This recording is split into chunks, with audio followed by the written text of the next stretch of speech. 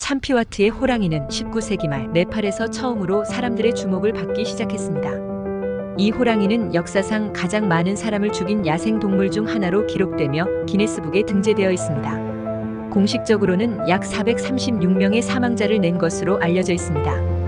호랑이의 첫 번째 사람을 공격한 네팔 히말라야 산맥 부근에서 발생했다고 알려져 있습니다. 호랑이는 여러 방법으로 사람들을 공격하고 해쳤습니다.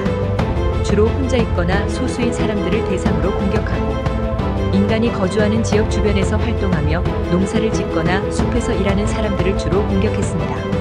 이는 그 호랑이가 인간의 생활 영역에 대해 두려움을 느끼지 않고 접근했음을 나타냅니다. 또한 농작물을 관리하거나 가축을 돌보는 사람들이 공격 대상이 되는 경우가 많았습니다. 이러한 활동이 대부분 야외에서 이루어지기 때문에 이들은 호랑이의 공격에 특히 취약한 상태였습니다. 호랑이의 공격으로 많은 사람들이 죽거나 실종되자 지역사회와 당국은 상당한 현상금을 내걸고 사냥꾼들을 투입했으나 호랑이는 우수한 생존 기술과 지능을 활용해 여러 위험 상황을 극복했습니다. 사냥꾼이 접근할 때는 매우 낮은 자세를 취해 잔디나 숲에 숨어 사냥꾼의 눈에 띄지 않게 했습니다. 그 지역의 밀림과 지형이 호랑이에게 이상적인 숨은 공간을 제공했으며 이 지역에 대한 깊은 지식을 이용해 사냥꾼들을 피하거나 현혹했습니다. 뛰어난 청력과 후각 덕분에 사냥꾼의 접근을 사전에 감지하고 위험으로부터 달아날 수 있었습니다. 또한 호랑이는 자신의 행동 패턴을 예측하기 어렵게 만들어 사냥꾼들이 추적하기 힘들게 했습니다. 호랑이는 일정한 패턴을 피하고 지속적으로 위치를 바꾸며 때로는 넓은 지역을 이동했습니다. 이러한 예측 불가능한 행동은 추적을 어렵게 만들었습니다. 결국 사냥꾼들은 실패했고 영국과 네팔 당국은 네팔군과 구르카 용병 수백 명을 출동시킵니다. 참고로 구르카족은 1814년 영국군이 네팔을 침공했을 때 쿠쿨이라는 구부러진 단검으로 당시 최신 무기로 무장한 영국군을 제압했습니다. 이들의 전투력을 직접 본 영국은 1816년 이들과 평화협정을 맺었고 적군이었음에도 동인도 회사를 통해 구르카족 전사들을 용병으로 고용하기 시작합니다.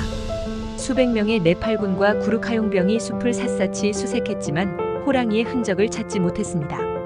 영악한 호랑이는 무장한 군과 용병들의 총 칼등 쇠냄새가 나면 숨어버리고 계속해 우르르 몰려다니는 군과 용병들을 피해 찾을 수 없는 곳으로 이동해버립니다. 호랑이는 인도로 넘어가 쿠마온 지역에서 다시 사람을 공격하기 시작했습니다. 이 지역에서의 첫 공격은 1903년경으로 기록되어 있습니다. 호랑이의 두려움 때문에 사람들은 밖으로 나오길 꺼려했고 지역 경제가 마비될 지경에 이르자 전설의 사냥꾼 짐 코벳이 나서게 됩니다. 짐 코벳은 지역 주민들과 긴밀히 협력하며 호랑이의 공격 패턴과 목격담을 수집하고 이 정보를 바탕으로 호랑이의 활동 영역을 추론했습니다.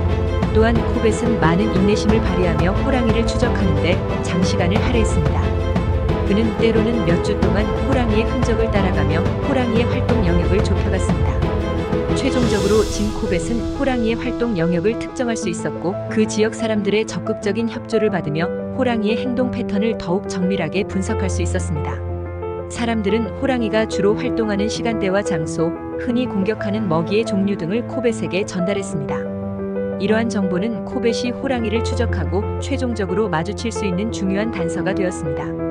수많은 시도 끝에 코벳은 호랑이의 흔적을 따라가며 그것이 숨어있을 가능성이 높은 장소들을 하나씩 확인했습니다. 사냥을 위한 정보를 확보하고 전략을 수립하던 중 이 호랑이가 참파와트 마을에 거주하던 16세의 소녀를 살해한 후 그 피로 인해 생긴 흔적을 추적한 끝에 호랑이 사살에 성공합니다.